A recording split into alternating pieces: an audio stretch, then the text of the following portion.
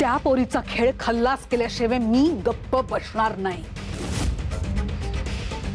नाही गप्प बसणार. या बाईचा एकूणच अवतार बघता असं वाटतंय की त्या सावलीने हिचा एक शब्द सुद्धा नीट ऐकून घेतलेला नाहीये. या दोघींच्या भांडणात पुढे काय होईल हे बघायला खूप मज्जा येणार आहे.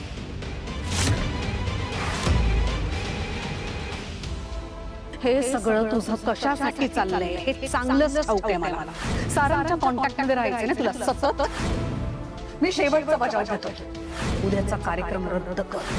हे जे काही चाललंय ना तुझं ते खूप वाईट आहे आणि याचे परिणाम तुलाच नाही तुझ्या कुटुंबाला सुद्धा भोगावे लागणार आहे. तेवढं लक्षात ठेव.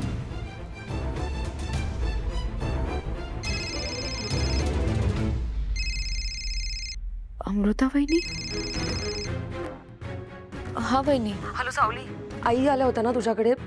हो वहिनी, आल्या होत्या त्या इथे. त्यांनी त्यांचा सगळा राग माझ्यावर काढला नेहमीप्रमाणे. मी ओवीला घेऊन कार्यक्रमाला जायचं नाही असं म्हणणं आहे त्यांचं. काय?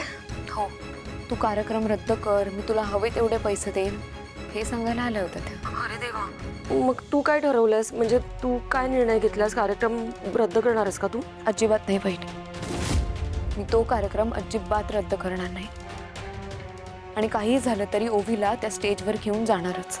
सावली, पण सगळं नीट होईल ना? नाही म्हणजे ऐनवेळी जर आईनी अडवलं तर काय करायचं?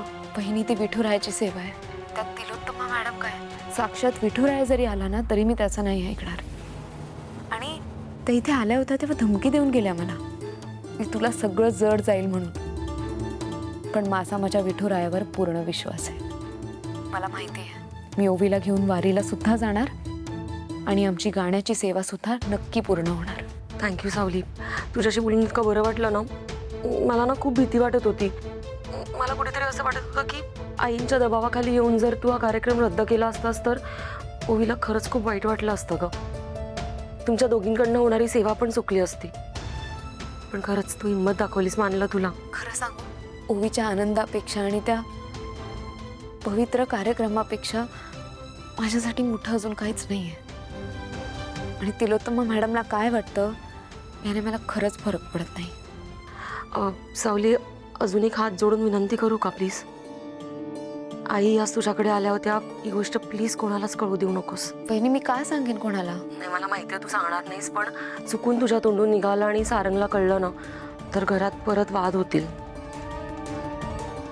माझ्यामुळे त्या घरात वाद व्हावेत, खटके उडावेत अशी माझी इच्छा नाही आहे बहिणी.